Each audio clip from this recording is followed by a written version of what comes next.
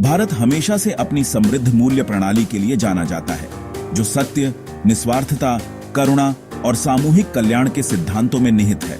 हमारी सभ्यता ने अपनी आध्यात्मिक, सांस्कृतिक और दार्शनिक गहराई के साथ पीढ़ियों को सामूहिक भलाई के लिए जीना, धर्म का सम्मान करना और राष्ट्र की गरिमा बनाए रखना सिखाया है। इसी लोकाचार ने अनगिनत पुरुषों और महिलाओं को हमारी स्वतंत्रता के लिए लड़ने के लिए प्रेरित किया।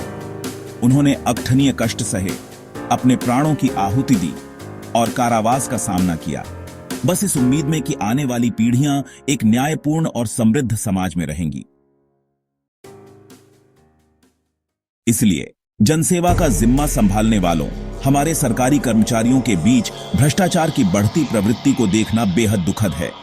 इन व्यक्तियों से, जिनसे राष्ट्र के कल्याण की रक्षा करने और आम आदमी को लाभ पहुंचाने वाली नीतियों को लागू करने की उम्मीद की जाती है, वे इसके बजाय अपने पदों का निजी लाभ के लिए दुरुपयोग कर रहे हैं।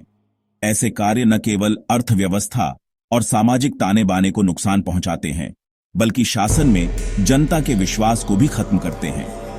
भ्रष्टाचार का हर कार्य राष्ट्र के नैतिक ताने बाने को कमजोर करता है और हमारे पूर्वजों के बलिदानों का अपमान करता है, जिन्होंने सत्यनिष्ठा और सेवा पर बने एक स्वतंत्र भारत की कल्पना की थी। भ्रष्टाचार के दुष्परिणाम केवल मौद्रिक हानि से कहीं ज्यादा हैं। यह असमानता को गहरा करता है, विकास में बाधा डालता है और प्रगति में देरी करता है। यह भय और अविश्वास की एक कुलतुरा बनाता है, जहां नागरिक व्यवस्थागत अन्यायों के खिलाफ खुद को शक्तिहीन महसूस करते हैं।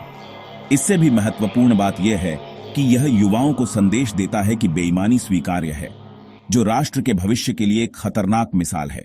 इसका मुकाबला करने के लिए यह अनिवार्य है कि सरकार और नागरिक दोनों नैतिक शासन, पारदर्शिता और जवाबदेही के लिए खुद को फिर से प्रतिबद्ध करें।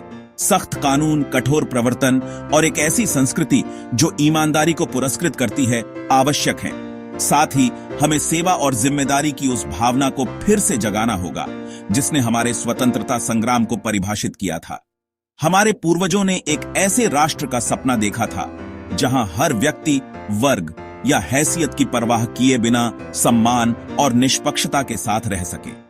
यह सुनिश्चित करना हमारी जिम्मेदारी है कि उनका बलिदान व्यर्थ न जाए। भ्रष्टाचार को जड़ से खत्म करके और खुद को उच्चतम नैतिक मानकों पर कायम रखकर हम उनकी विरासत का सम्मान कर सकते हैं और एक मजबूत, अधिक न्यायसंगत भारत का निर्माण कर सकते हैं। जय हिंद।